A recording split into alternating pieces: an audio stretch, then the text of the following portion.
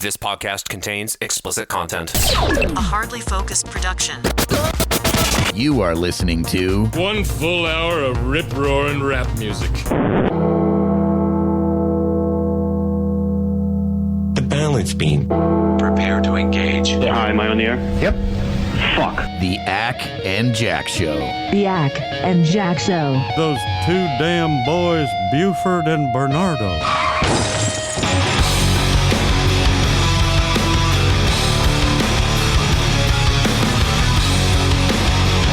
Hi, everybody.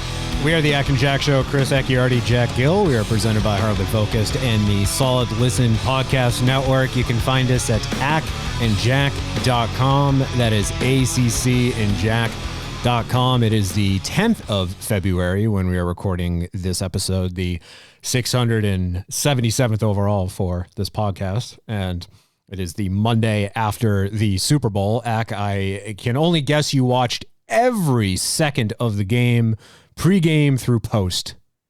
Jack, let me tell you, if there's one thing people know about me, it's that I love the footballs. The footballs. Yeah. Oh, yeah. Yeah, all of them. Big footballs, little footballs, red footballs, green footballs. Just balls. Never met a football I didn't like. Just balls in general. Yeah. Well, I got to praise the Nintendo Switch. I know that's your main console, I believe, if not PC. Yeah, that's correct. And that got me through the Super Bowl. That's how I get into these things now. I just plop down on the couch and I start playing something on the Switch that I can put like 50% of my focus into and put the other 50 on the game or whatever it is I'm watching. Like it could be like a documentary or something. Usually it got to be a documentary or sports. It can't be something with a narrative that I have to follow. Right, that you want to watch. Sure. And yeah, the last time that I got really into Smash Brothers on the Switch was during the 2020 Democratic primaries, because I wanted to be involved enough to say like, oh yeah, I watched them, I know what's going on. But I didn't really care that much about what Tom Steyer thinks of the estate tax. So, I just would play Smash Brothers while watching them. And I found that weirdly half concentrating, I was better at the game than when I give my full attention to it. Really? I don't know why that is. Yeah. Like I psych myself out. If I'm fully focusing on the game, I'll start to panic and overthink things and just like end up screwing myself over. Mm-hmm. If I'm half paying attention, I sort of let like my animal instinct take over and let the dulcet tones of Michael Bloomberg lull me to victory.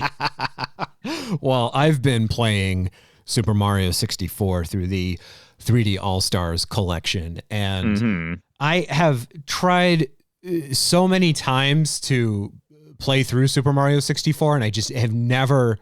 I always get to that first water level, like the sunken pirate ship, and I just Jolly Roger Bay. I just tune out. I've always tuned out around that time, and this is the first time I'm telling myself I'm going to play through this game, start to finish, because I want to play the other two games that are on the cartridge. But when I got my Switch, I got Super Mario Odyssey, and I loved it. And I'm like, it took me like 2 weeks to go through it.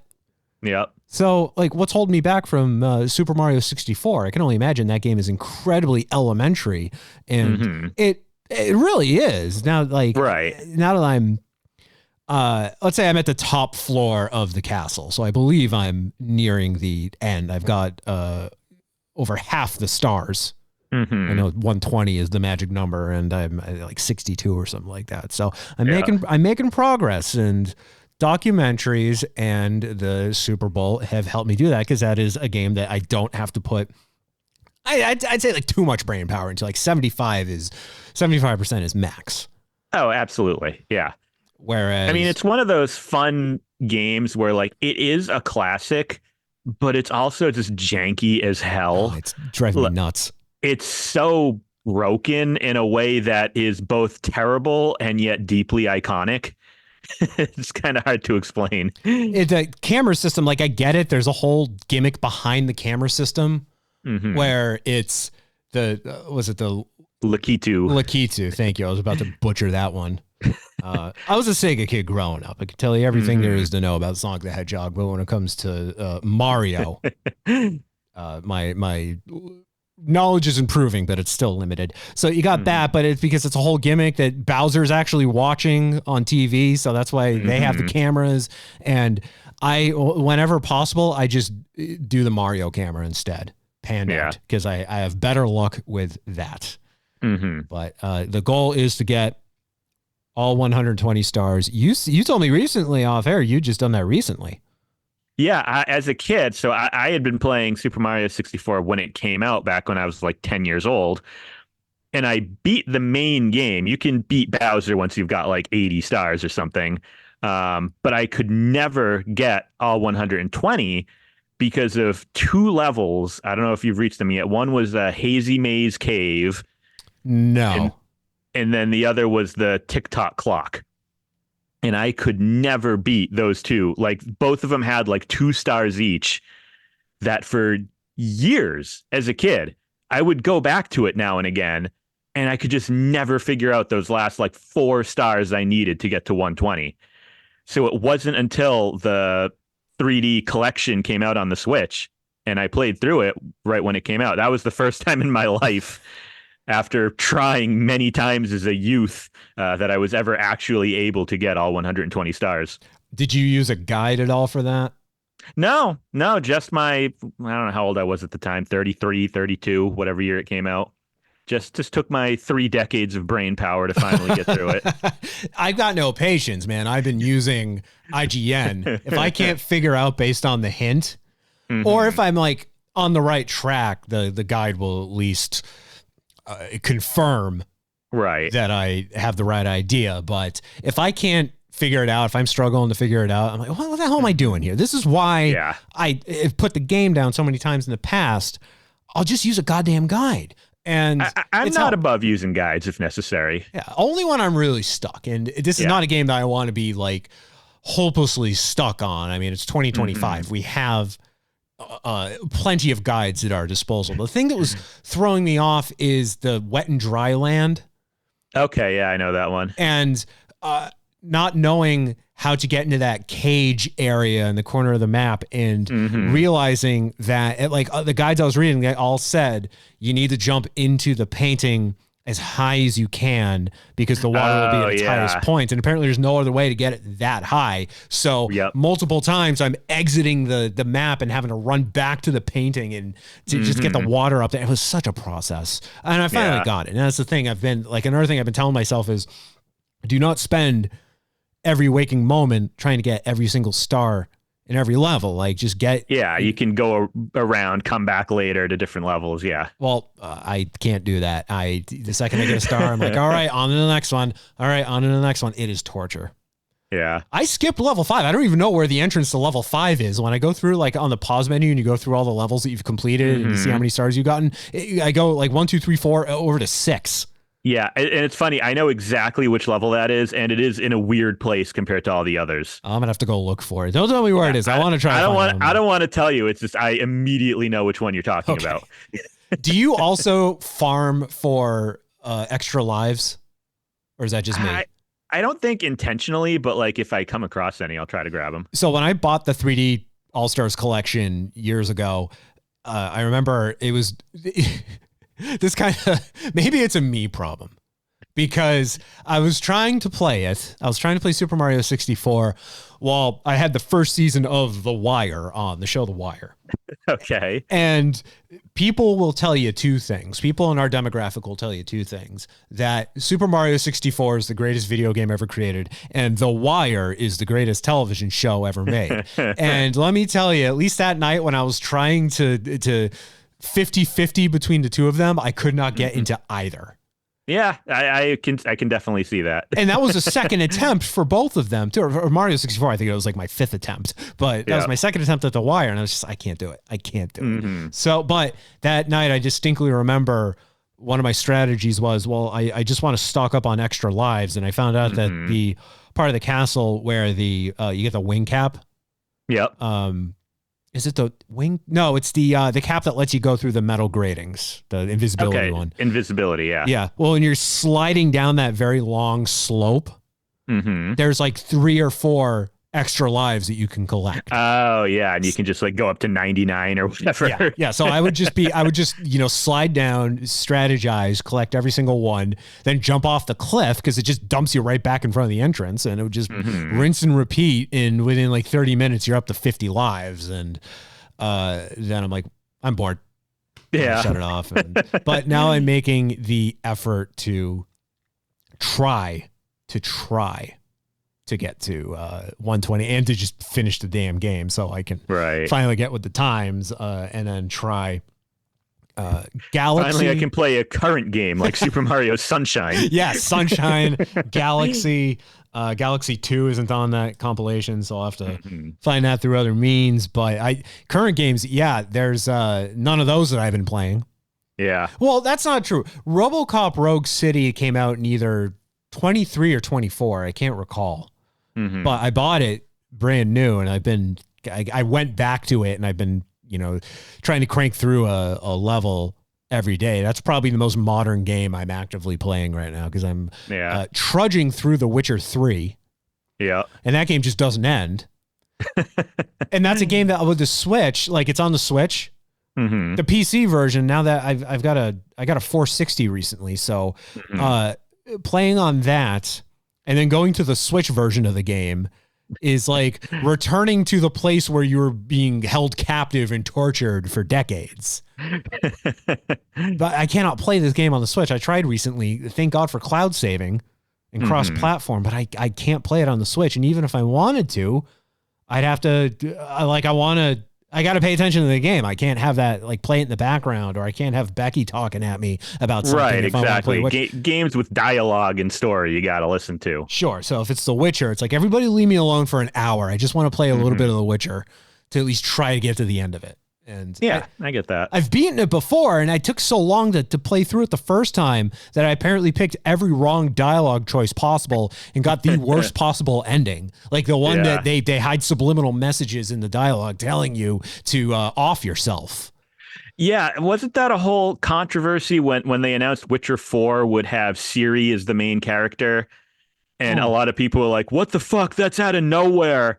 And I saw some people saying, well, if you got the good ending of Witcher 3, you would know it's not out of nowhere. But a lot of you fucking idiots apparently either didn't get the good ending or didn't play the game and are just complaining because that's all you want to do. I just not remembering how the bad ending went.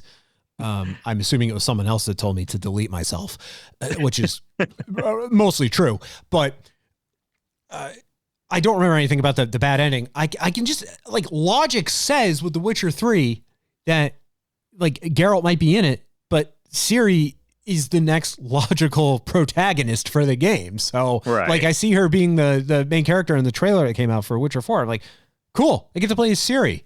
Hopefully they dumb it down. There's actually some challenge to it, because when you play as her in 3, like, you're not meant to, they're just tiny little instances.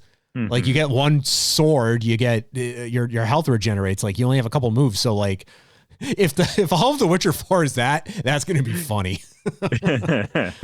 But I will be, I'd say, mostly cautiously optimistic about Witcher 4, just because Cyberpunk. Now, granted, Cyberpunk much better than it was when it came out. Yeah, it's like a great game eventually. Sure. I would like Witcher 4 to not be in that state when it launches. That's very true. Yeah. I have, you want to talk about modern games? I actually have Phantom Liberty on deck for Cyberpunk. So the plan is, once I at least finish the main campaign for Witcher 3, I will switch over to Phantom Liberty and go through that. And I've also been told that I think it's Blood and Wine for The Witcher 3. Have you played any of these? No. Okay. I've been told Blood and Wine is up there with BioShock 2 Minerva's Den as, like, one of the best downloadable content expansion packs ever made. Like, better than the main campaign of Witcher 3. That's pretty cool. And Minerva's Den, if you've never played Minerva's Den, that is a trip. Yeah, you've told me. I recently replayed through BioShock 1, and I was debating replaying through the whole trilogy and all the DLCs and everything, but I just stopped after the first one. I just finished the first one recently for the 12th time. I'm not doing this again. Yeah, slog. I love that game, but it was one of those games I haven't played it in like 10 years. The last time I played BioShock was very shortly after it came out. Yeah. So it was going back to it again. I'm really glad I did. But the other games which I've played much more recently, I didn't really feel like going through again. Yeah. Infinite is always fun. Mm-hmm. Infinite, I maintain, is one of the best video games ever made. Mm-hmm. 2013 was a year for great games, and with that coming out right next to The Last of Us and Grand Theft Auto 5, I have high hopes for whatever the next BioShock may be. That's I know that's in development, but we've never heard anything about it. Right. And then the guy that created the series has a project, and I'm always forgetting what the name of it is, but it's basically BioShock.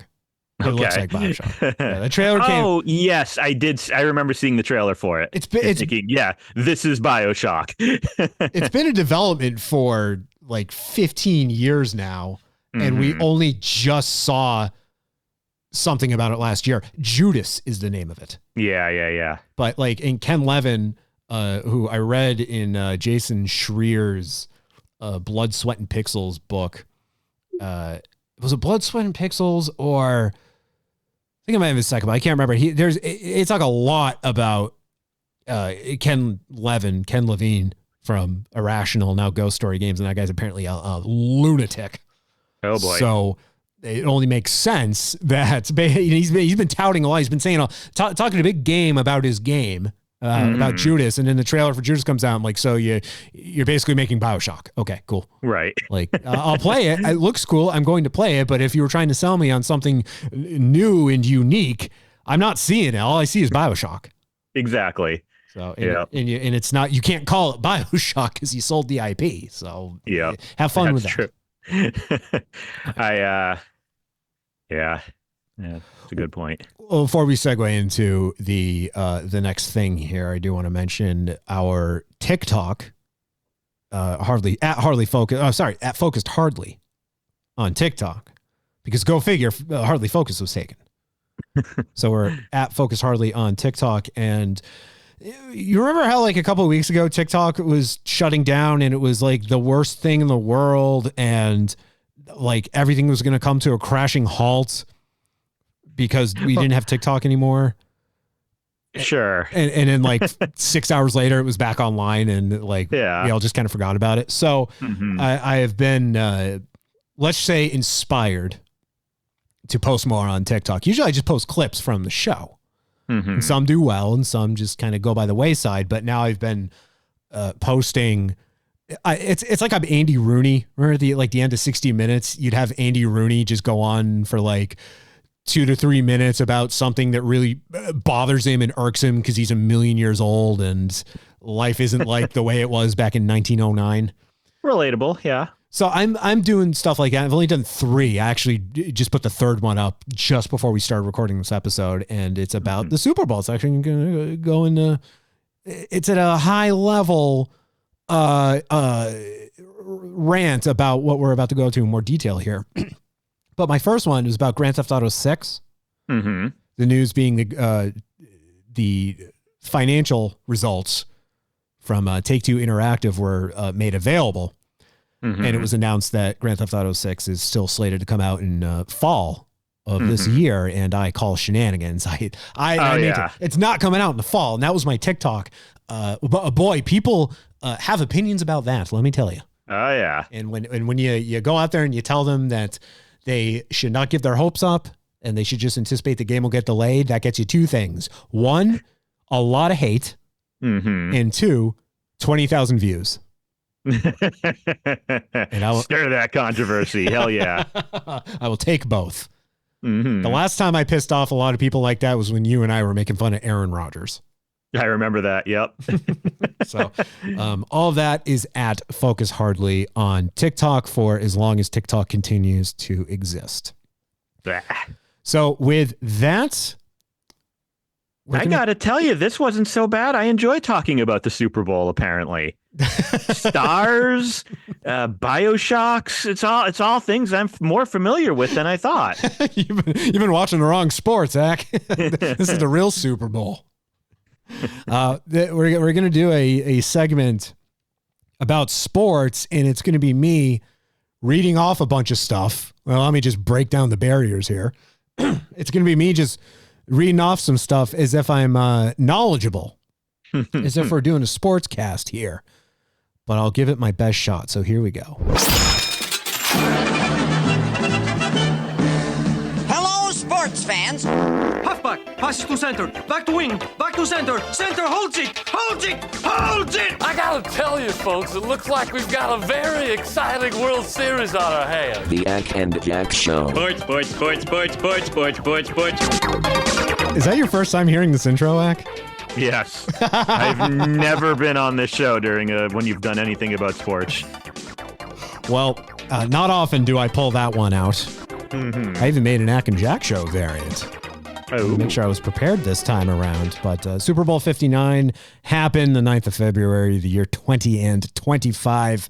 The Philadelphia Eagles, I would say, crushed the Kansas City Chiefs 40-22. And for half of that game, the Chiefs weren't even on the board.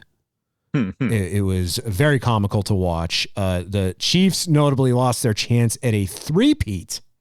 Acc, that means that would have been the third or the first time in the history of the Super Bowl that a team won 3 consecutive years in a row. I may not know much about football, but I was able to intuit through context what a three-peat was. Well, that's a big word for me, so I wanted to make sure I explained it to you, the college-educated one of the two here. Like I said, the Chiefs, they didn't even score until the third period. And throughout pretty much the whole game, the glances that we got, Patrick Mahomes, Travis Kelce, and Coach Andy Reid, they all had perpetual, "What happened?" looks on their faces. What happened? Like they just weren't sure. They truly weren't sure what was going on. Like they weren't used to failure to this degree. I think they went 17-3 this season. So like, yeah, sure, they've lost games, but I don't believe they had lost this badly. Right. Interception City is what I'm calling it. Because again, I was on my Switch playing Super Mario 64 during the majority of this game. And for the periods where I was not playing, I was enjoying this amazing cheese dip that Becky made. Ooh. Along with fall off the bone chicken wings. Nice. Which we were arguing over because I love fall off the bone wings. Like I want to put the least amount of effort into consuming wings when they're I want my food to be as close to liquid as possible. And there were 3 different variants. We had barbecue, we had garlic parmesan, we had Nashville. I think it was Nashville hot with buffalo sauce. Like it was.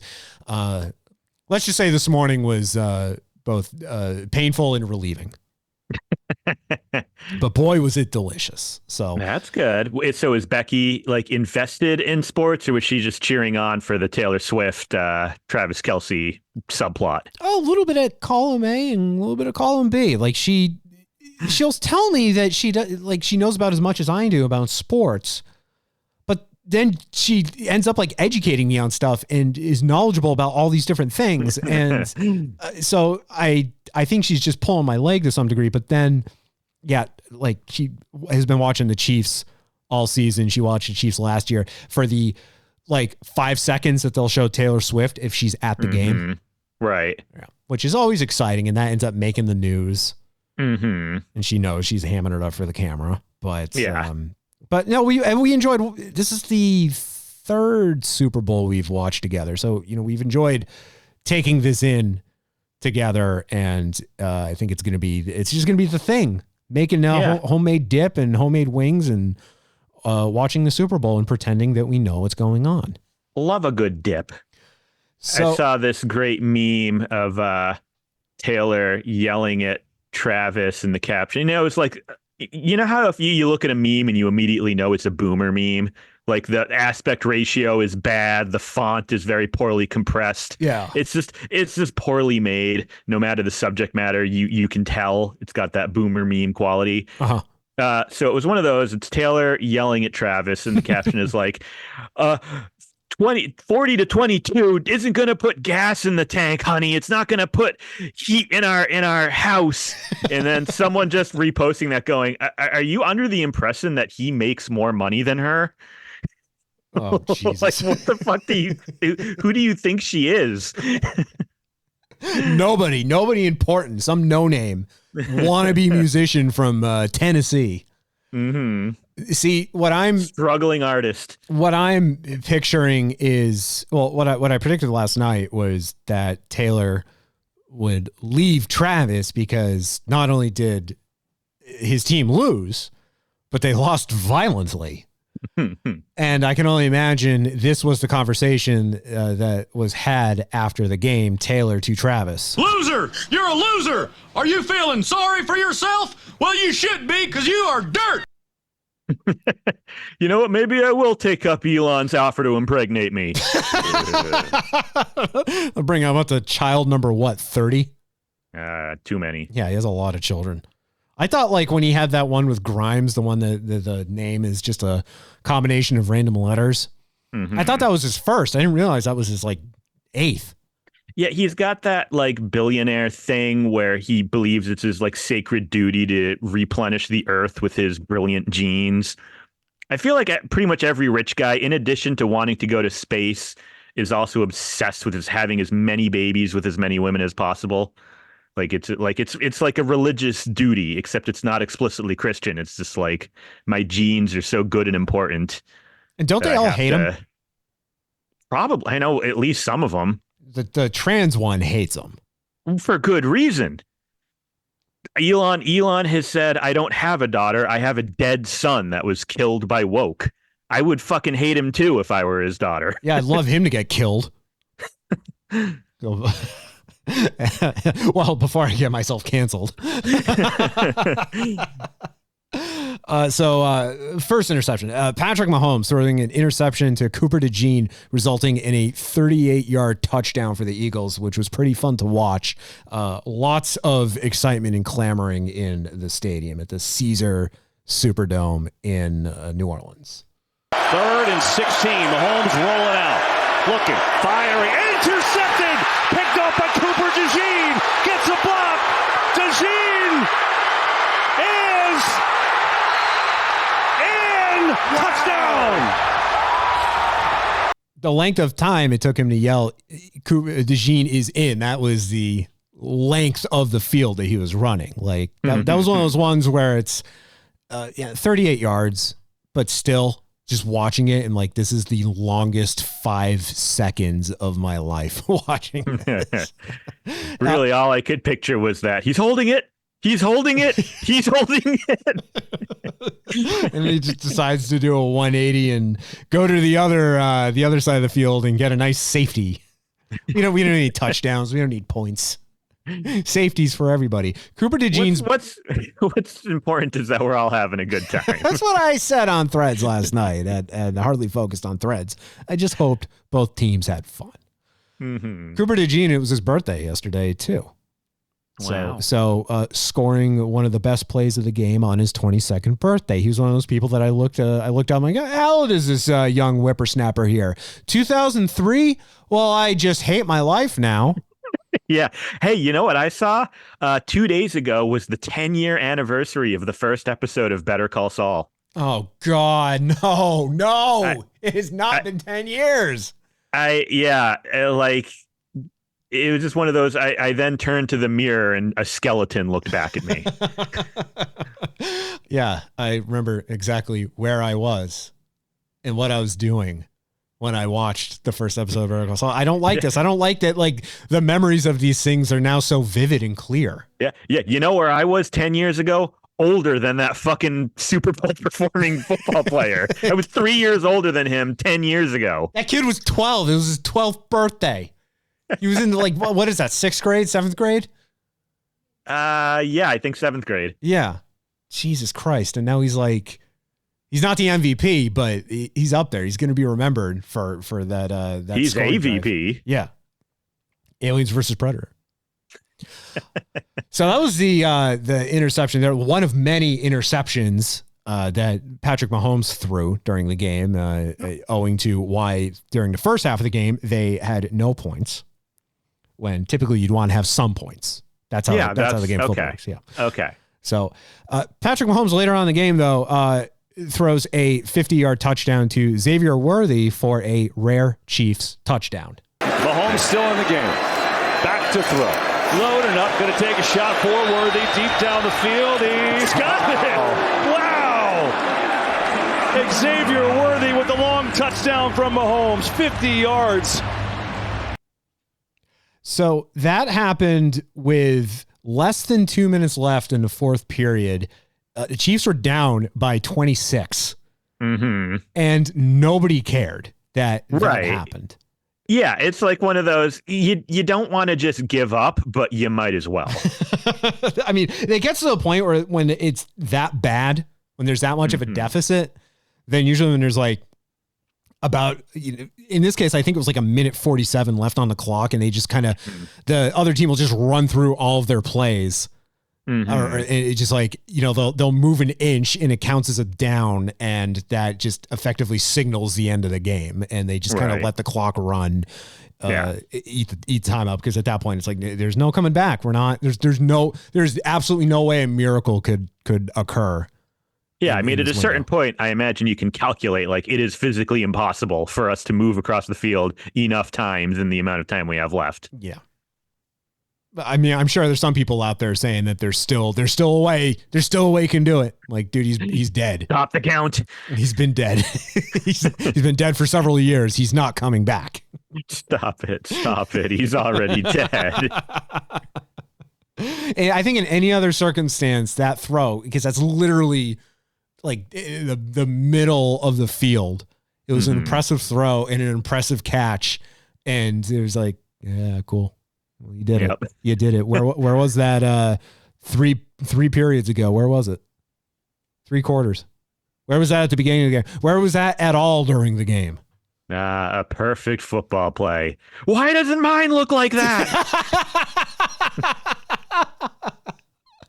The first time I ever saw that scene, and when Homer screams and runs into the not grill concoction that he made with the folding umbrella, just that scream. And I don't think I have it in the board, and I should, but that scream was so fucking funny. And I like The Simpsons to this day. Like, I still laugh pretty hard at it, but goddamn, was that just that scream.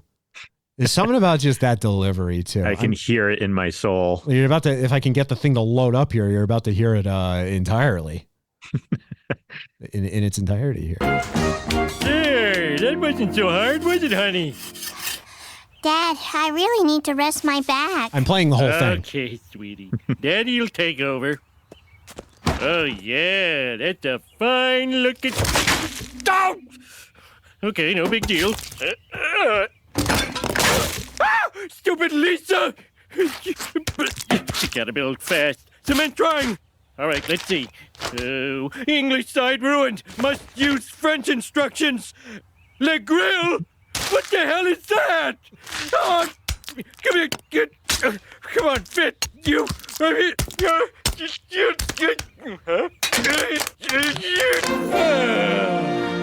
Yeah, that's one fine-looking barbecue pit. Why doesn't mine look like that? Why? Why must life be so hard? Why must I fail in every attempt at masonry? How's your father's project coming along? I think he's almost done. Yeah, he's done. Worth it. Oh, yeah. Worth it for the minute 11 seconds. Absolutely. Eagles coach Nick Sirianni was doused with yellow, green, lime flavored Gatorade. Now, Acc, that's a big deal. Really? It's a big deal so much that bettors put money on it.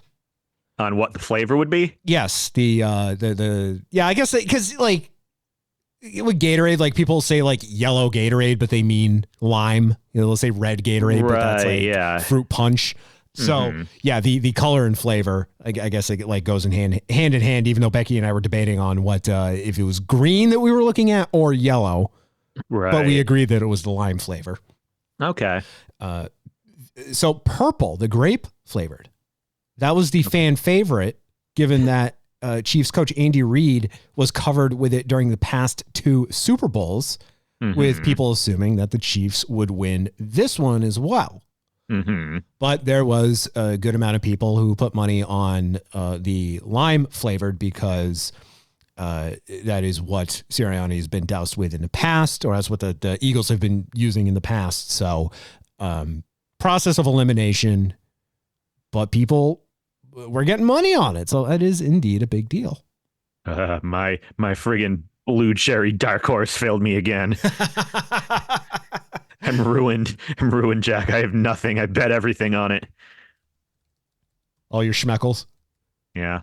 Steve Spagnuolo, who is he's with the Chiefs. He's the defensive coordinator for the Kansas City Chiefs. He went to our high school. I know what that is. Yeah. What? Oh, really? Yep. He's from Whitensville. Remember, it's Whitensville, not Wittensville, you out-of-towners. But he went to Grafton High School. So he is on the, I think we have like a plaque or something like in the old, now it's the old high school, but they had like the famous people that went to our school, and it was like him, like his name is one I've always recognized. And then there was a Mark Orell who was in the Dropkick Murphys for a time. And oh yeah. You and I are up there because of our incredibly successful podcast. That's true. More listeners than Suicide Squad or Conquered. Yes. Conquered especially. Boy. You know, some feats are just really easy to achieve. And for us, that was one of them. True. Finally, Eagles quarterback Jalen Hurts is the Super Bowl MVP. Here is audio from the ceremony where the trophy is given. Say, Jalen Hurts. You want a Hurts donut? Sure. Terry Bradshaw. Why not? Hurts donut. Get it?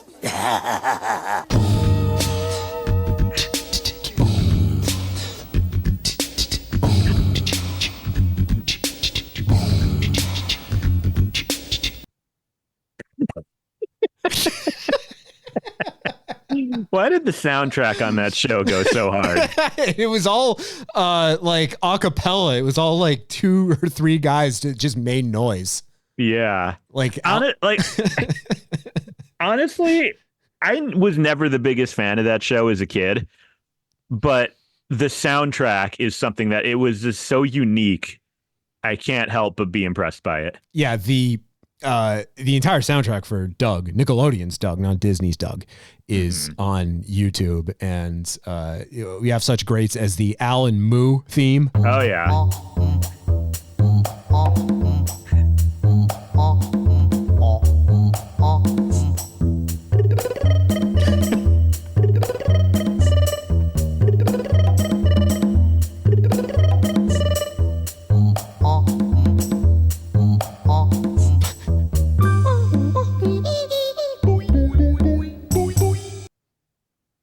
Oh, yeah. There's some instrumentation in there, but for the most part, it's just all noise, the human noise.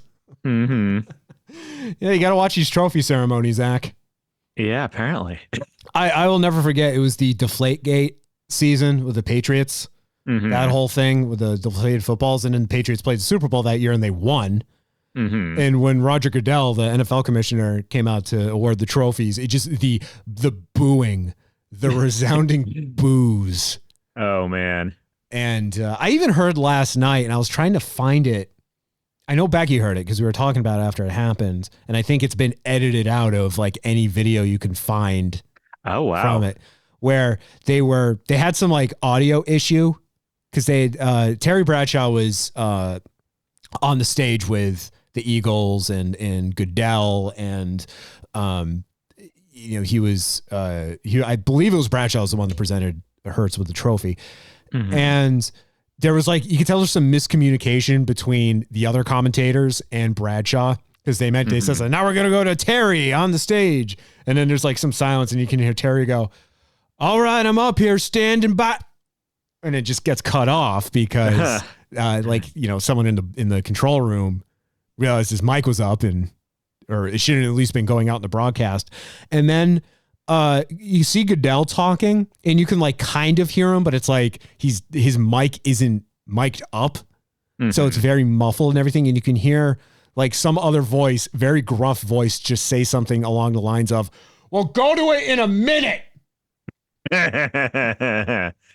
Little SOBs. Oh, those are always fun. Oh, those are fun. So you just got to do it like this podcast and just shit's going to happen. Just let it happen. That's actually pretty entertaining when it does. All of our mics are hot. Yeah. Really hot. Phallic. Long. Black. All right. Get your mouth a little bit further away there, Jack. Unclipped. Speaking of disappointments, the Super Bowl ads are always a big deal. I would say I actually much prefer to watch the Super Bowl for the advertisements than the game itself. Mm-hmm. And this year, in my opinion, the ads were more or less forgettable, some of which borderline terrible. Oof. They just they were just there. They were high profile productions as they always are, but nobody's going to be talking about these. Mm-hmm. And this is where I risk sounding a bit red, a bit conservative, if you will. Mm-hmm. But I found some of the ads to be a little too preachy. I get that. I want to watch these for the entertainment value. That's the whole thing. I mean, these go for about $8 million a pop. I want to be entertained watching them. Right. And I don't want an important message being conveyed in my Super Bowl ad. I don't want things to be taken seriously. Okay, if a terrorist attack happens and your ad is or the wildfires, for example, and your ad is about awareness or raising money for a cause, to help people rebuild or what have you, fine. Because that's recent and it's a big deal. And there are people like me who actually want to be charitable. But then there's just other things where it's dude, we can go anywhere else for this. I get why you're using the Super Bowl. You're assuming it's going to be one of the most watched media events of the year. But I get what you're intending to do, but you're bringing the room down doing it. Right. And the only one that I'd heard of that I know fits in this category was Tom Brady and Snoop Dogg. Yeah, Stop Hate. The D-O-double-G, who's just doing anything for a buck these days. Yeah, it's not even to me so much that it's preachy. It's sort of an irritating, toothless preachiness. When you're just oh, be nice to each other. Don't hate each other. Well, who are you talking to? What specifically are you referring to? Is it Donald Trump, who's in the audience of the Super Bowl and whose policies are extremely monstrous, borderline fascist or genocidal? If you're not willing to actually say these things and you're just doing a kumbaya, let's all hold hands and love each other, that's just fucking boring. Who is this for? Correction, it's me, it's your favorite president. I was there for half the game, terrible game. My Chiefs from the great city of Kansas, in the state of Kansas, they lost terribly, unlike me who won. As I did 8 years ago, and again 4 years ago, and again 2 years ago. But they lost, and they lost terribly, violently even. And Taylor Swift was there, and she doesn't like me, but I don't like her. Great musician, fantastic music, but she's terrible. So I left. I left with my daughter Ivanka, who's very attractive, by the way. I'm glad he brought a date to the event anyway. Yeah, that it just I don't get what Snoop's doing. It's pick a lane, bro. Right. Or stick to music. I mean, I know we're going to get to this, but I would say Kendrick's performance was preachy, but in a way that I think was meaningful and powerful and, enjoyable. And comical. Yeah. So Dove did women's body image ad, which like, I know that I'm going to tread carefully with this one, but like, again, this is probably one that we don't need to drop $8 million on. There are other, I'm sure there's other ways. Find a different, like, there are other networks out there that cater to people in this demographic, in this age range, because they mention like, oh, here's this little girl who's like using her legs to run at 3 years old. When she turns 14, she's going to hate her legs. Oh, right. And I get like, you know, we don't want that to happen, but I feel like, come on, don't use the Super Bowl to do that. That's just, but that's me. That's me being a curmudgeon. Andy Rooney, 90 years old. I have no opinion one way or the other on this. No, say whatever you want. I want the Super Bowl to get even preachier. Novartis breast cancer awareness featuring Wanda Sykes. This was one of those ads that had me guessing throughout the whole thing because they just kept showing tits. They like covered tits, and they weren't even big tits. They were just like small tits. And they had some big ones in there, but it was mostly small tits. And then turns out it's a breast cancer awareness, get screened, and then there's Wanda Sykes encouraging people to do it while there's lighthearted music playing in the background. Again, important cause. I tell Becky to take care of her cans because they're very nice. And I would be very upset if anything were to happen to them. But at the same time, again, do we need to be using the Super Bowl for this? I don't know. Maybe we do. But there were 3 ads that stuck out to me, according to me, because it's my opinion that matters. Of course. Mountain Dew. Kiss from a Seal. Oh, I did see that one. Featuring Becky G and Seal himself as a seal. Baby, I compare it to a kiss from a lime on the bay. Ooh, the more I think of it, a strange on the sea. Yeah, my flippers can't hold Mountain Dew. It slips right on through watershed. Yeah, I obviously was not watching any of these live, but I did see someone share Seal the Seal on X, formerly Twitter.com. That took me a little bit while that ad was playing, like, because I can hear the song. Like, oh, it's Seal, and there's a seal on TV. All right. Wait a minute, that seal's got a human head. It's Seal, and he's singing his song.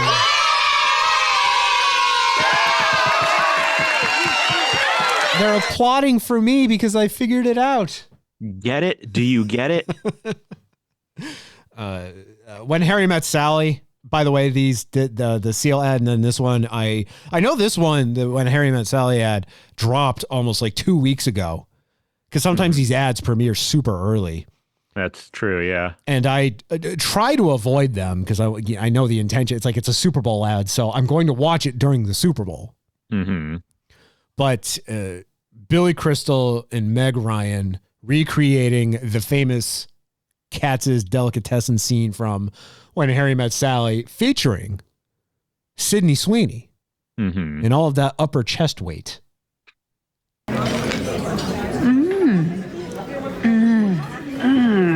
What's happening? Here we go.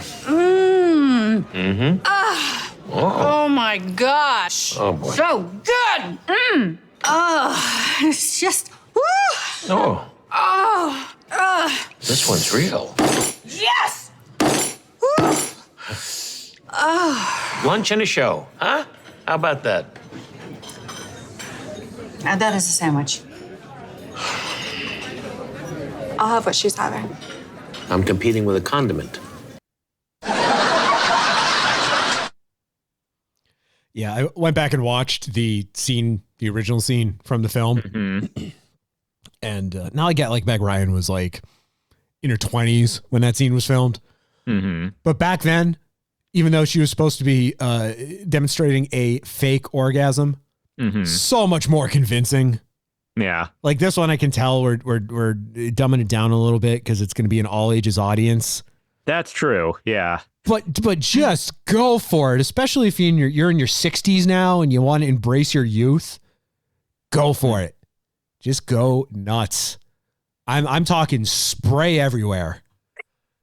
Douse that table. Douse that sweater that Billy Crystal's wearing. I was going to say, make yourself need a new pair of pants, but making the guy across from you need a new shirt is even better. Finally, DoorDash, Nate Bargatze, who I don't know if you've watched his SNL episodes. I don't think so. Maybe I have and just don't recognize the name. They do that sketch where it's the founding fathers on the boat and they're talking about like these things that are going to happen, like that Nate Bargatze is like whoever, like George Washington or whatever wants to institute. And they all have like, you think it's going one where it's one of those like fake outs. Okay. And then the name ends up being something completely different. I'm blanking on what a good example would be, but I think they've done this sketch twice now, and both of them were very funny. Okay. No, I have not seen those. But it was for DoorDash. I don't have any audio from this, but the thing that stuck out to me is there's a woman who is parading around with Nate in the ad, and she's made out to be his assistant. It's a lady named Ann Maddox, who was on the previous season of Vanderpump Rules. She was Tom Sandoval's assistant. Mm-hmm. And when Scandoval happened, when Tom cheated on his very attractive girlfriend. I can't believe that Tom Sandoval had Raquel over when Ariana's away. So now at this point, Tom and Ariana living together, not speaking to one another and using Anne as the middleman. Poor Anne. Mm-hmm. Tom's like, tell Ariana I want X, and Ariana Anne going to Ariana and being like, I'm so sorry to bother you, but Tom wants, and it's like, no, tell Tom this. And poor Anne's just going back and forth. And then I think Tom like eventually fires Anne. Not like maliciously. I think he just has like no use for Anne anymore. So Ariana immediately is like, hey, I need an assistant. You want to work for me? And Anne just became this sort of like, kind of like a Joe, whose hat I'm wearing right now. Anne kind of became this like character that everybody's attention was gravitated to, because she was sort of this outsider that just kind of got pulled into a very uncomfortable situation. Mm-hmm. And a lot of people felt bad for Anne having to be the assistant and having to be in the middle of this, because Scandoval is like one of the biggest things to happen in reality television in a long time. Mm-hmm. Outside of this one that just happened recently on, it's like the Spanish version of Temptation Island. And I'm not gonna play any audio from it because it's all in Spanish. Mm-hmm. But it's like dude finds out that his the chick that he is in love with is gonna bang some other dude. Mm-hmm. And they set up like a closed circuit TV where he's watching like a black and white footage of them in a bedroom getting ready to fuck. Ooh. And he's like freaking out. And the dude's name is Montoya, and the woman that he's with, the guy, like they're on the beach, so the dude just decides he's gonna like try to get in between the two, so he takes off down the beach, and the woman he's with just keeps going, Montoya, por favor, Montoya, por favor. And that's now become like a like one of those memes that's, going to be funny for this week and this week only. Yeah, I'm as out of my depth on reality TV talk as I am on Super Bowl talk. Dude, I got to tell you this though. Spanish reality TV, because the rules are a little different with Spanish TV. Like you ever like stumble upon Univision and there'll be some game show on, but there will be some like scantily clad, large chested woman. Oh, well, I mean, yeah, I'm aware of the trope. Yeah. Well, they don't show anatomy, but like American reality TV will lead you into thinking that like this couple, these two people are hitting it off and that they're going to fuck, but you don't ever see the act occur. Mm-hmm. Whereas on this show, while Montoya is running down the length of the beach with the woman going, Montoya, por favor, Montoya, por favor. They then show the black and white footage of the woman and the guy she's with, and she's just on top of them, and they're just showing it. Wow. They're just full-blown showing it, and more power to them. We need more of that in America. But unfortunately, no, we got watered-down fake orgasms from Meg Ryan. But anyway, yeah, that's Anne's. Anne, I get like the reception to her presence on Vanderpump Rules significant enough that she got this Super Bowl ad spot with Nate Bargatze. So good for her. Mm-hmm. Good for her. Acc, you mentioned Kendrick Lamar. Yeah. The halftime show. Now that's always the next biggest thing that happens is the halftime performance. And the two that stick out to me was the Super Bowl that happened immediately after 9/11, where U2 performed. And that was a pretty powerful performance. That's the one where they had the names of all the victims displayed behind them, and then Bono opened up his jacket and he had the American flag stitched in it. Like, that was cool. I consider that to be one of the best Super Bowl halftime shows ever. Mm-hmm. And then there was I'm gonna say it's 2015, where it was Bruno Mars, Beyonce, and Chris Martin from Coldplay. Mm-hmm. And Chris was just doing this bizarre ass dance on stage that didn't make any sense. It was just cringy. It was so awkward. And there was a meme that came out of it where Bruno, I think it's Bruno, forgive me if it's not, Bruno and Beyonce on like either side of the frame. Mm-hmm. And then there's Chris Martin in the background, like doing some dumb pose with this like shit-eating grin on his face. And the caption said, "When you're trying to fit in." Yep.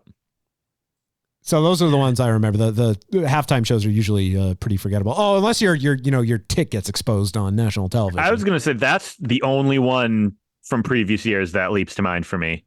You know how I've always turned my head away when things happen and I miss important events?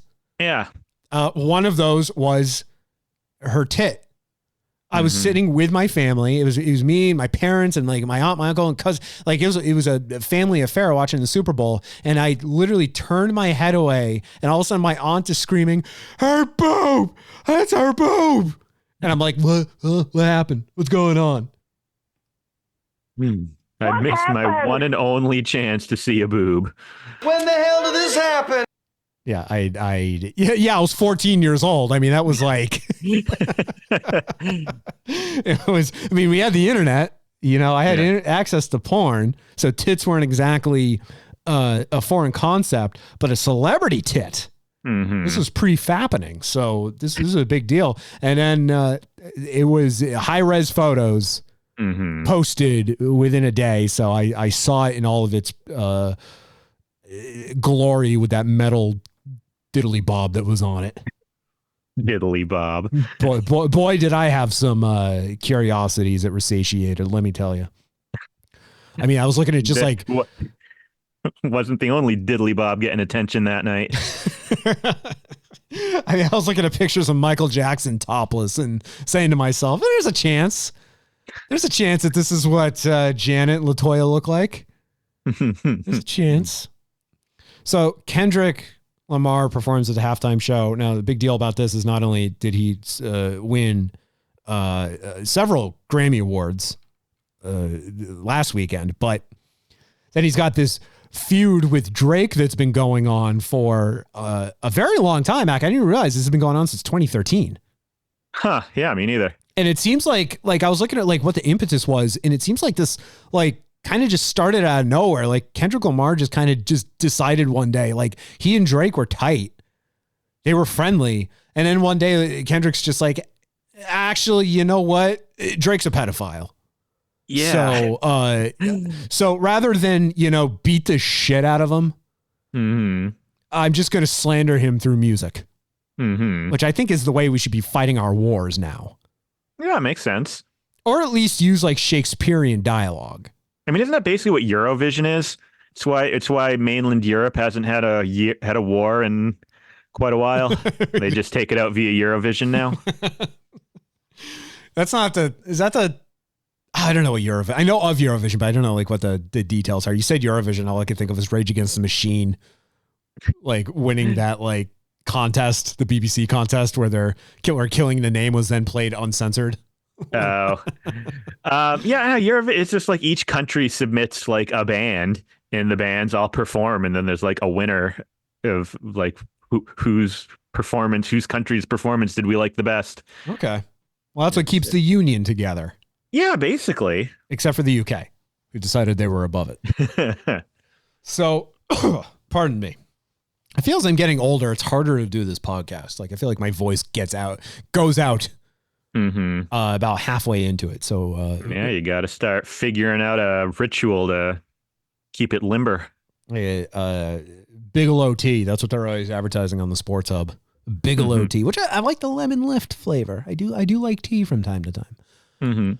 I like the kind of tea that helps you poop.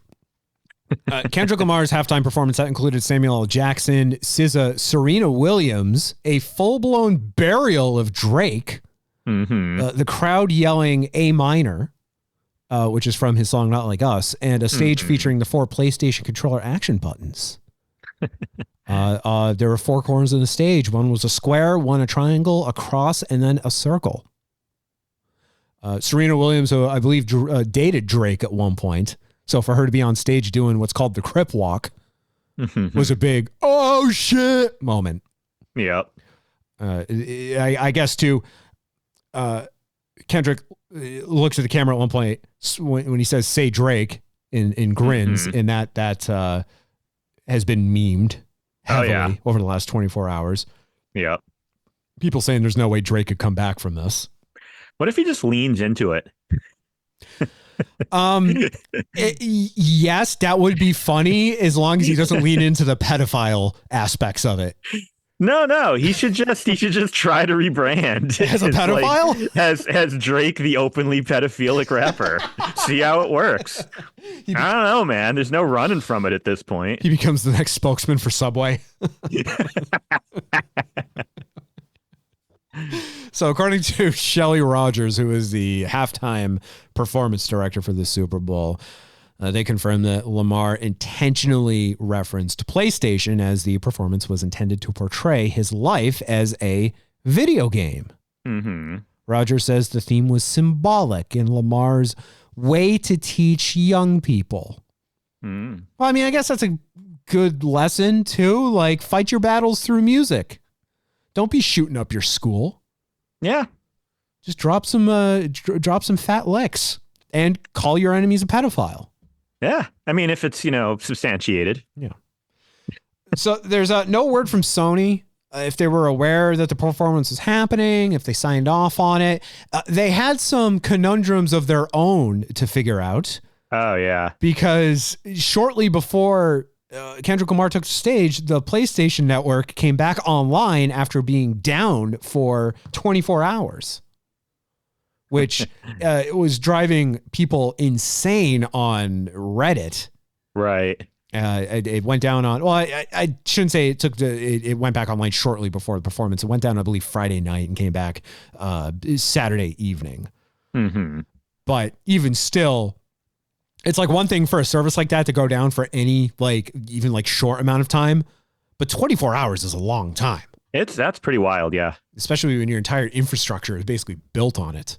Yep. How do you feel about the fact that games in your library, if the corresponding network were to go down, you wouldn't be able to play them? I don't like it. I mean, there's a reason why I at least for my Switch games, I usually buy physical. I like having the physical copy. It gives me a sense of permanence, of true ownership. And I mean, I'm not actively worried that, I'm going to lose access to all these games I bought, but it's just nice to have, I think the only time I ever played a Civ game, I think it was Civ 5. Your Civ 4 or Civ 5, it was because the internet was out. And I'm like, I want to play something, but everything I want to play needs internet. The only game I could launch, and this is on Steam, the only game I could launch that didn't require an internet check was Civ. So it's either this or Minesweeper. So there was when I worked at the video game studio, I remember going to I guess technically a competing video game studio that at one point ironically was owned by Sony. They are now the studio that is behind EverQuest. So I was there for 2 weeks. I was doing training because that company purchased games that we ran. that we were no longer running. So I was part of this transition team. I went out there, got to train them. It was cool seeing like how another video game studio operates, but something that they did that mine didn't do.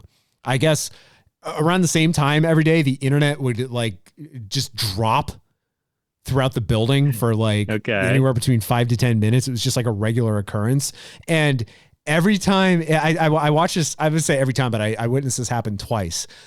The second it would go out, there would be like a crier in the office who would proclaim that the internet was out, and everybody would drop what they were doing. Like you could literally hear the calamity of things just falling on the desk and people pulling up Google Chrome where the dinosaur appears because you're offline. So they could then play the dinosaur jump game, and then it would be like who's going to be the last one standing. Oh my God. And they would play it while the internet would be out. And even like if it came back, they would still like be like, until it would be last man standing until the last person was done playing. Like, this is awesome. That is very fun. Just it's like Slack. They don't have like their Slack or communicator or anything is down. So I just love the fact that there's one person who would just be like, the internet is down. They need like an old-fashioned bell to go around ringing. No internet. No internet. Everything in the span of 10 minutes becomes medieval. There's just like lit pyres everywhere. That same person transitions from proclaiming the internet is out to trying to sell a 10-year-old boy. Boy for sale. I was eating a Hot Pocket a minute ago. How did it become a haunch of meat? Carol from HR transformed into a strumpet, and she's dancing next to my desk. Oh dear. So yeah, the PlayStation Network. The last time an outage of this caliber occurred, I believe it was 2011, when it went down for 24 days. Damn. That's when they got hacked. And yeah. And Sony famously also stored their like the personal data, like credit cards, all that. It was stored as plain text, so like it wasn't encrypted at all. Whoops. Yeah, that was bad. Beneficial for me, and I'll tell you why. Because Kate worked at GameStop, and she was an assistant manager, and Sony, trying to do damage control, wanting to continue doing business with GameStop. This is back when GameStop was still fairly big. GameStop must have like said, they must have been like, hey, we don't want to sell your products anymore because you guys fucked up so bad. And Sony, in a plea to continue doing business, gave literally every single store manager and assistant store manager a free PlayStation 3. Wow. And this was around the time that they were trying to rehab their image anyway, because the PlayStation 3 did not do well at launch. Yep, I remember that. So this is when it was kind of having its renaissance moment, and that's how my PlayStation 3. That's how I got it, because Kate got it. She proceeded to leave it in the trunk of her car for like 2 years. Somehow it still worked when we turned it on. Because sitting out throughout the cold and then throughout the summer, like you would anticipate that it would just be junk. No, it works. It works fine. She ended up giving it to me, and I still use it, despite the fact that all the games I play on it usually drop to about 15 frames a second, which apparently we were okay with at one point.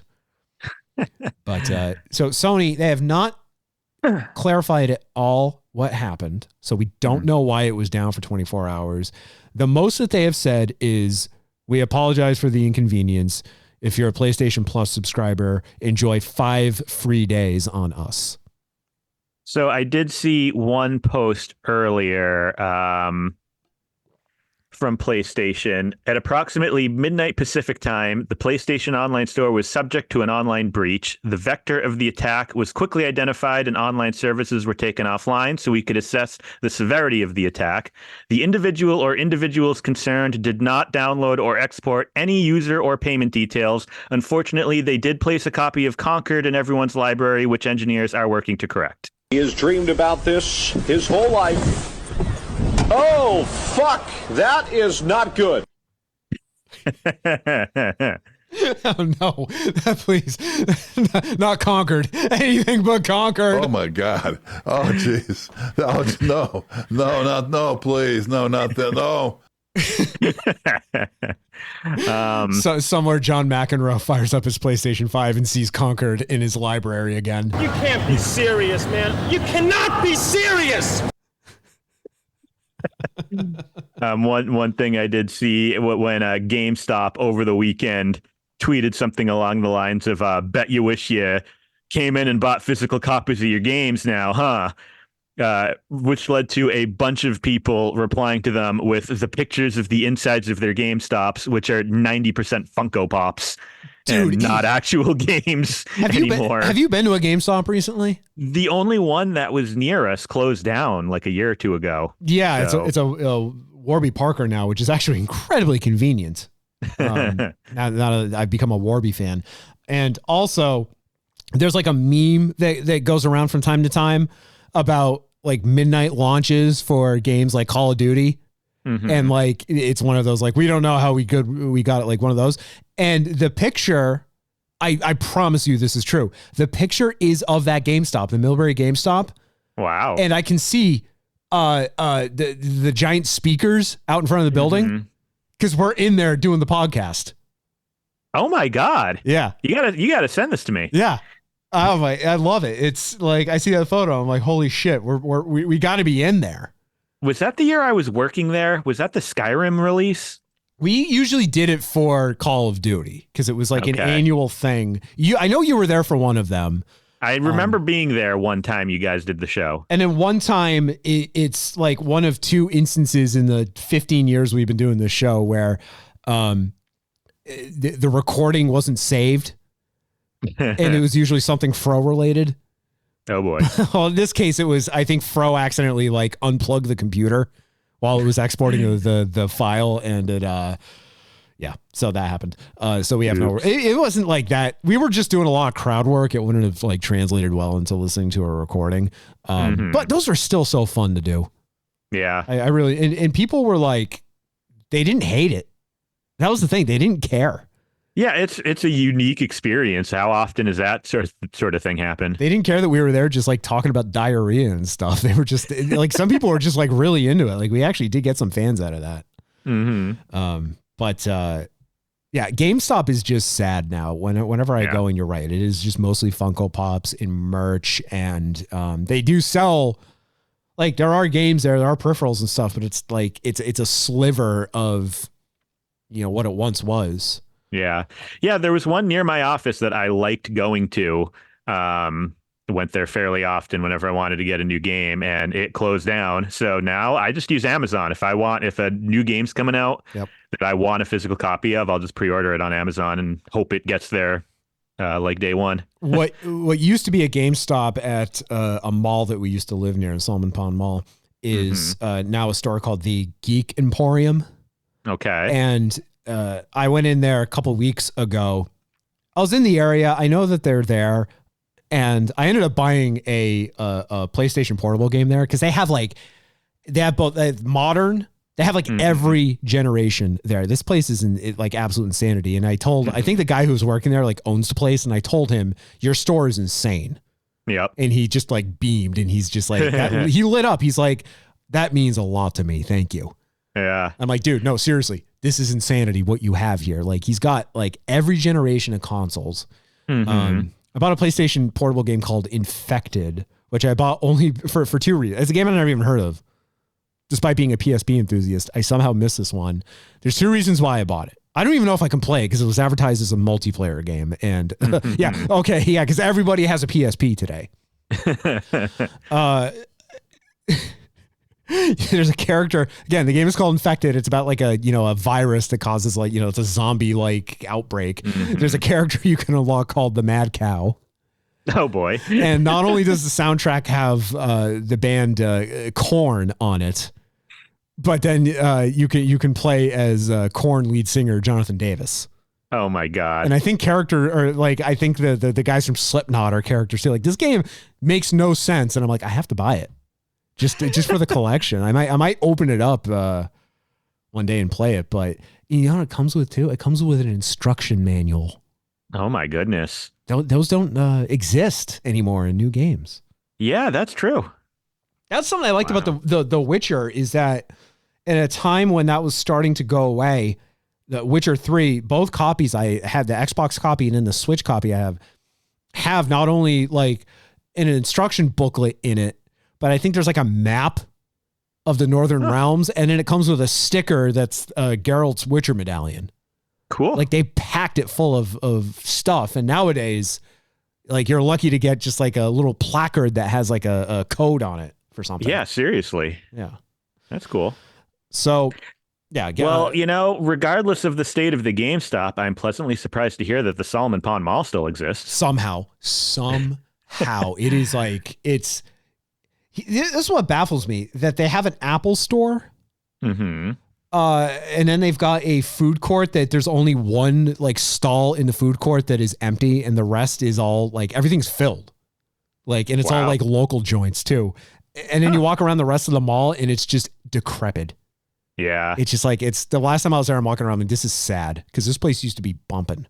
Yeah. And that used to be an event to go to the Solomon Pond Mall. Yeah. Now it's depressing. The Geek Emporium too. Unfortunately, they're on the Sears side of the mall, which you can imagine doesn't see a lot of foot traffic these days.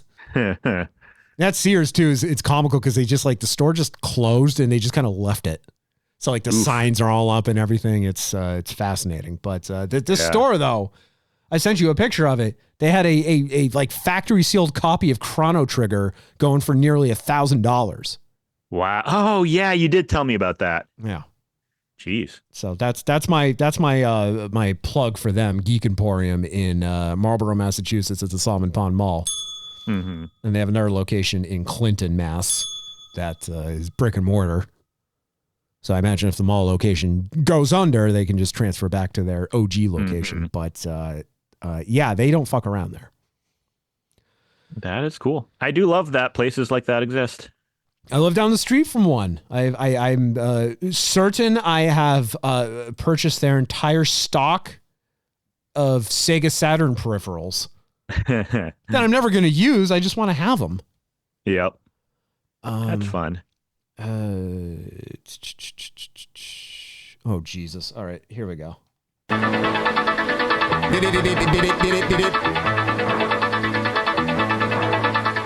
So because that plane crash happened, yep. Now every time like something happens with a plane, we're going to hear about it.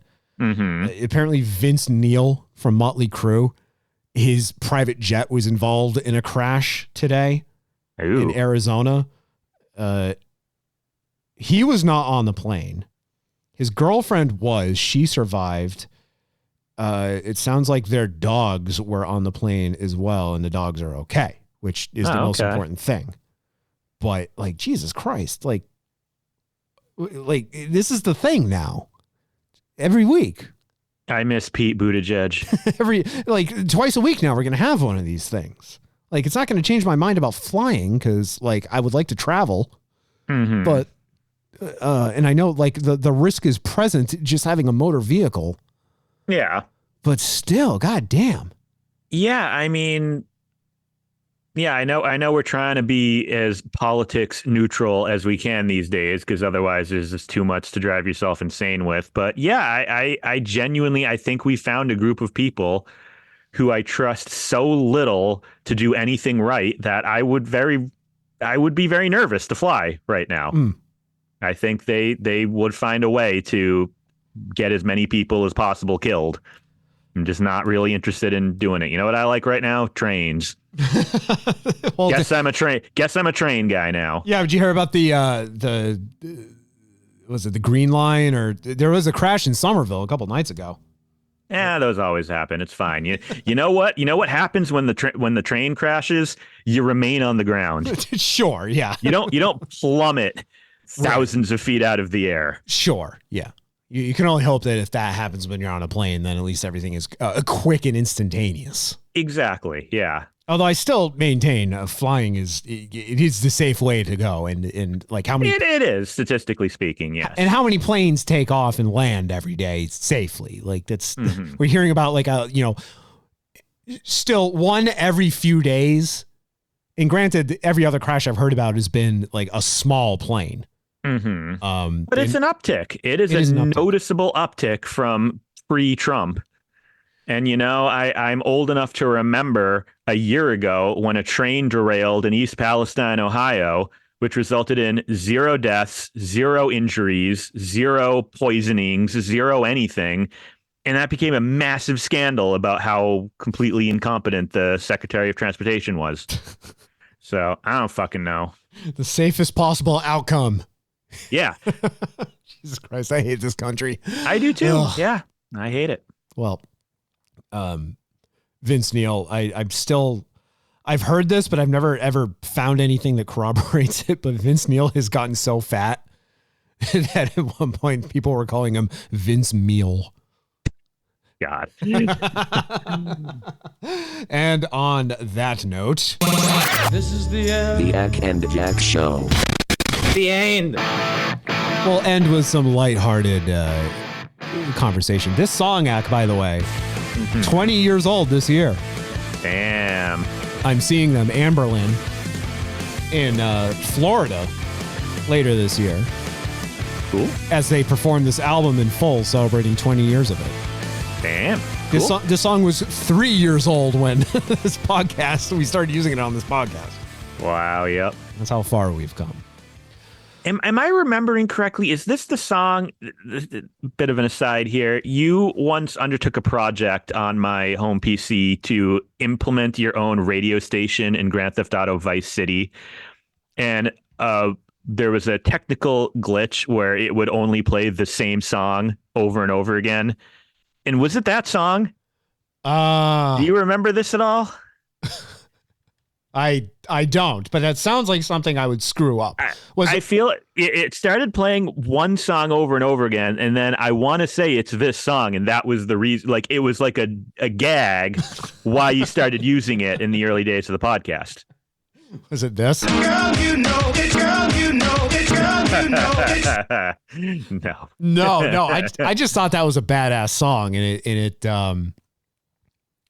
you know, because I was taking a lot of pages from Opie and Anthony show. You know, the signal that their show is ending was that their theme song would start playing. Right. Yeah. And we were using this song, "Never Take Friendship Personal," as our ending. I like the intro, like, for it, that guitar part, but then it was listening to see if we got off the Talk Radio X stream in time. Right. Yeah, I remember that. And, you know, pulling the stream up to see if we made it, and then we would just hear like the little bit of the song playing before the news bumper would kick in. Yeah, good old Ollie Barrett. we still follow each other. Social media. I should reach out to him and be like, "Are you still working for that company? I hope you're not." So you can please come on the podcast so I can talk about how the guy who ran the internet station that we were on didn't pay to use your services. That would actually be a great excuse to finally do the history of the balance beam episode. I want to go into more detail about what I just said too, but I'll save it for the Skyrim show. I mean, the Talk Radio X episode, the Antibird episode. We'll end on a light note here. Kanye West selling swastika shirt. That is not the light note I was expecting, but sure. A commercial aired only in 3 markets during the Super Bowl. So we didn't see it up here, but if you lived in Los Angeles, Philadelphia, or Atlanta, you saw it. The ad was shot in selfie mode on an iPhone, featuring Kanye sitting in a dentist chair saying over and over. I'm not going to play the audio of it because I don't want to give him any more attention than I'm already giving. Mm-hmm. And like the whole ad is him just saying, like, I blew my money on the Super Bowl commercial, so I have to use my iPhone. Oh, and getting my teeth, like new teeth, and like he's getting like veneers put in. And then he says that, you just go, Yeezy.com. So the spot redirects to Yeezy.com. And if you were to go there after the ad aired, you would see a single white shirt available for purchase that has a swastika on the front of it. The shirt available for $20. Mm-hmm. The ad being 30 seconds long, costing what I imagine is the industry standard of $8 million. Oh my God. Oh, well, save your oh my gods for this. The commercial generated $2 million in sales. Yeah. So according to TMZ, they did the math. That means that approximately 100,000 shirts were sold, no doubt to rationally thinking liberal Americans. Oh, I'm sure. Fox, the network that the Super Bowl aired on, they approved the commercial before the swastika shirt was added to the store. So the commercial gets submitted for approval by the Midnight Society. Mm-hmm. And I guess Fox's approval for these things, they only look at two pieces of criteria. They look at the content of the ad, which again is just Kanye just sitting in a dentist chair, and then the website that's promoting it, Yeezy.com. And it sounds like they spot checked it on Friday when the ad was submitted, and saw that there was Yeezy branded athletic wear, just normal stuff that was typically up there. Nothing insane or overtly anti-Semitic. Sure. And then in the span of upwards of 72 hours, all that changed. And Kanye, seemingly aware of what's going on, took everything off the store and instead put up his swastika shirt. And then coincidentally posted on Twitter on Friday, quote, in all caps, "I'm a Nazi." Mm-hmm. Like, if we didn't know that before, we sure as fuck know it now. Yeah, I think that's bad. I think his brain has been cooked like a baked potato, and I think it's bad that happens to people, and I think it keeps happening. I think social media. I mean, as I understand it, Kanye has a pretty heavy history of mental illness. To begin with. Right. But it sure seems to me like that when people with a lot of money and a lot of free time who spend too many hours consuming posts on twitter.com, they become Nazis. Or you can split hairs over it, but they just become weird, mean, reactionary people who want to say insane things for attention. And I think that's bad. I think that we shouldn't be doing that. No, I think you should do it. I think you should name every Nazi you know. Every person that does this, make their name known. Well, here's one. Elon Musk. Yes, that's one. Who I think gave a very unapologetic Nazi salute on the first day Trump was inaugurated. Yes, he did. I think J.K. Rowling spent too much time on Twitter and became a radical anti-trans crazy person. Yep. I'm not going to give his full name, but his name's Matt. That's all I'm going to say. Okay. It's someone that I think he went to our high school. I knew him because he went to my church when I was growing up and was, against my will going to the Catholic Church, who they themselves, got a lot of, black marks on their permanent record, if you know what I mean. They did a couple things. Sure. But this kid, I deleted him off my old Facebook profile after being friends with him there for so many years. Because a couple of years ago, when Kanye's first full-blown proclamation that he was a Nazi and that he supported Hitler and all this stuff, and I see a post about it, and I see this Matt kid comment on it, and he's like, "You guys are missing the point. You really need to. This is what Kanye was trying to say." No, Matt, there is no point to be missed. There is no explanation of what you think Kanye was trying to say. Kanye said, "I love Hitler. I'm a Nazi." What Kanye was saying was, "I'm a Nazi." You cannot sugarcoat that. If you seem to agree with that, or if you seem to think there's a hidden meaning behind that, you too are a Nazi. And I'm just gonna be extreme and just say that, because if you're going out and proclaiming that if you're not denouncing what he's saying. Mm-hmm. If you're saying anything but Kanye West is a Nazi and I do not support him, then you might be a Nazi.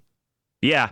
I think there's sort of this desire to, say crazy, provocative things to get attention. that's not an okay excuse. You can't be like, oh, I'm not really a Nazi. I just wanted to say that to shock people. Okay, that's also bad. Yeah. Yeah, people who do that in public typically get their lights punched out. And yeah, exactly.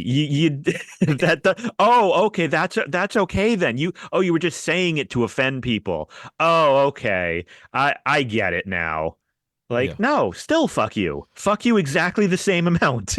I seem to recall a few years ago, like it was somewhere in the South, no surprise, but there was some like neo-Nazi march that happened, and a bunch of white bros that were like, "Oh, I'm so cool, I'm so passionate about this that I'm just going to show my face. I'm not even going to like try to cover up."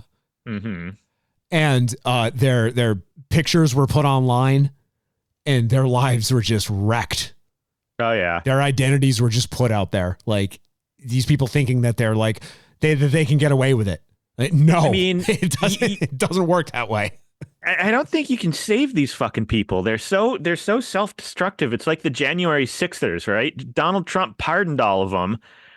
And it's like Final Destination. One by one, they're getting rearrested or killed for similarly stupid acts like the insurrection. God, that puts a smile on my face when I read that something horrible has befallen one of these people who was pardoned. Whether their parole's blown and they're back in jail. I read that one got arrested on child porn charges. And then there's the one who just got himself shot by a police officer.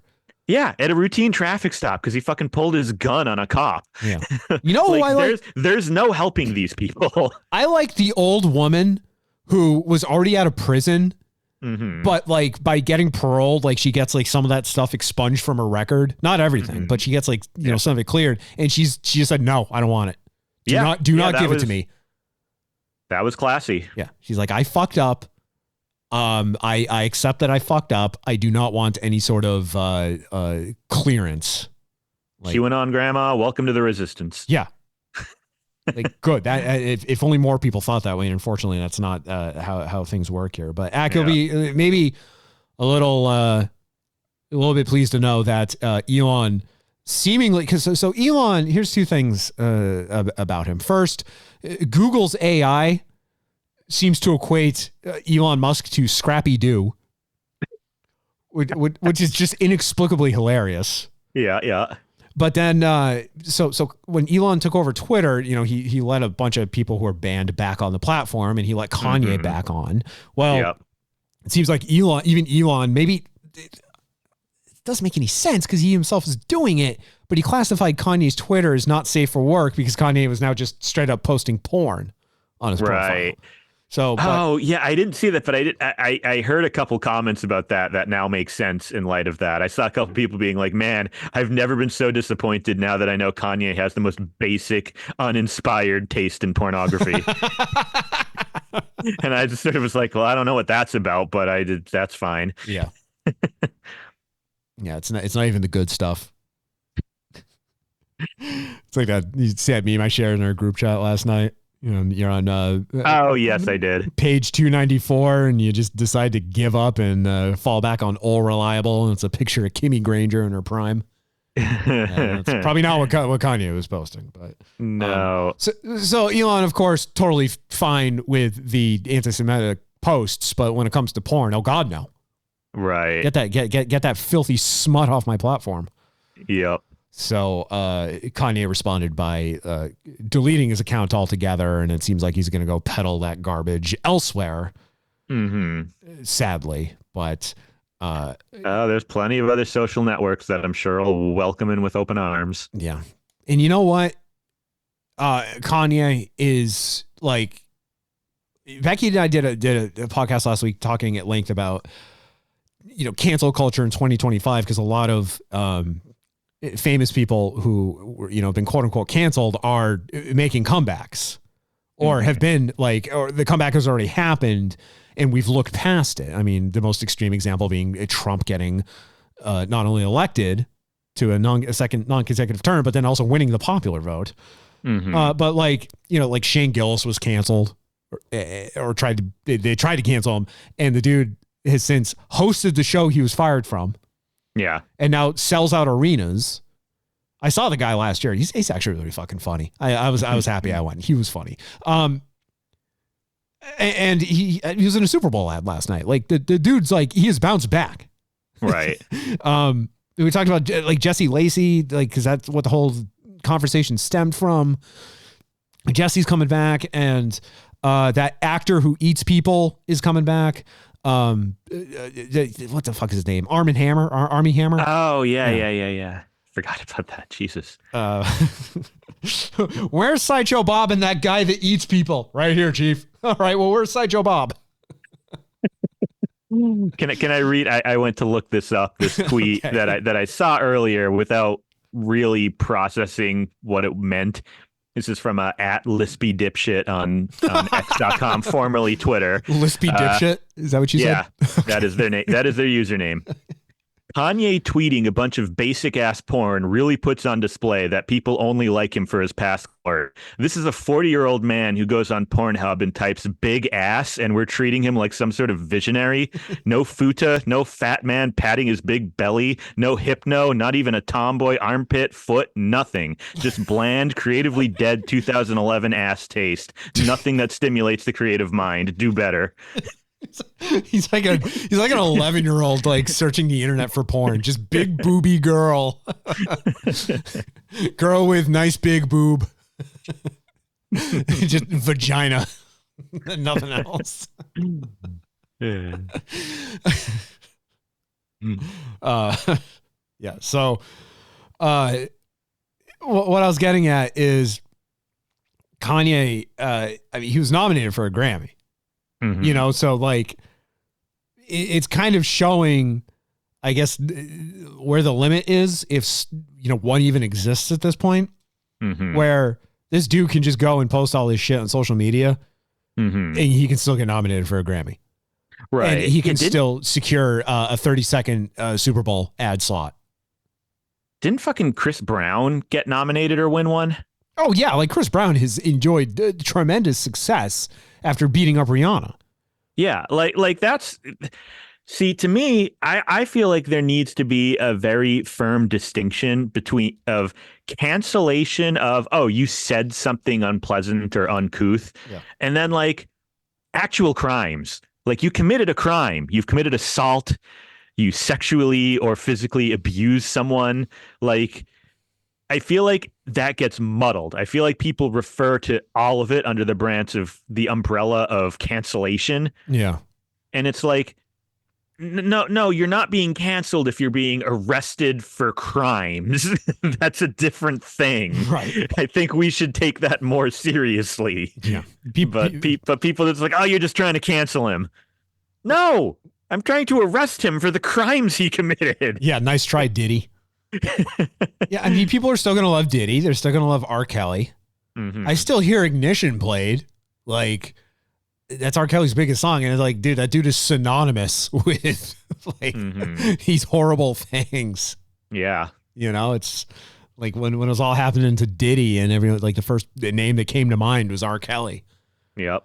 But yeah, it's, I mean, I guess I want to say you got to do something like really extreme, like what the two of them were doing. But I don't know. Just straight up proclaiming you're a Nazi and praising Hitler on social media is pretty extreme. And we seem to just be like, oh, Kanye. Oh, you lovable miscreant, you. Exactly. That's kind of just where we're at. And I don't like it. His wife there, the one that gets naked a lot. There was a Kim Kardashian? No, her name's Bianca. He was married to Kim. They've been split up now. No, it's Bianca Sensori. Okay. And she was at the Grammys last week wearing quite literally just like a plastic sheath and nothing underneath. So if you ever want to know what her anatomy looked like, I mean, you got it last week. Oh, her name being Sensori is actually pretty funny. It is ironic. It is comical. It is. But there was a post on Twitter that came out purportedly from her because it came from a blue checkmark account where she was expressing concern for her husband's mental health and well-being. And then it turns out it was an impersonator account because Elon made it so blue checkmarks mean nothing. Yeah, exactly. Thanks a lot for making your website completely unusable. I Googled Bianca Censori, and like the entire first page of images are all basically different outfits that could fit what you just described. Mm-hmm. So apparently this is pretty common theme. Right. She just has gradually gotten more naked over the years. Whenever she's out with him, she's always like scantily clad, and when it's now like big events, ones that they're not even invited to, she just doesn't like, I don't know if it's like shock value or what. My prediction, I might have said this in the previous episode, but my prediction is that the next big event she's going to go to, she's not going to wear like a plastic sheath. She's just going to show up just naked. And then she's going to top that by like the next event, it being in a wheelchair. Mm-hmm. You know how like on the wheelchair, they got like the little things you can put your feet on? Oh, God, so she's going to be on the wheelchair. She's going to have like, it's going to look like she's getting like a pelvic exam done. Oh, my God. Like not only will the anatomy be out, but you'll be able to see in. And then Kanye will just be standing there wearing like a fucking Klan mask, Klan hood. Yeah. And that'll just be America 2025. That'll just be the metaphor right there. Just put that picture in the history books. You've summed it up.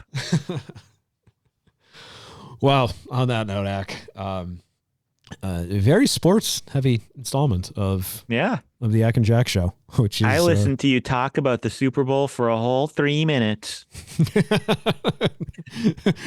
Boy, we had a lot of fun tonight. Talking about the Super Bowl and orgasms and Nazis and vaginas. 1877 diddle kids. Cool. Thanks, Mike. Booby pictures? All right. So that's a different Mike. All right. Acc, thank you, as always. Thanks for having me. For the rest of you, thank you for listening. You can find our TikTok. Remember, that's where I'm posting all my little curmudgeon-y videos, my opinions on things at Focused Hardly on TikTok. We'll talk at you next time. See ya. Bye. Goodbye.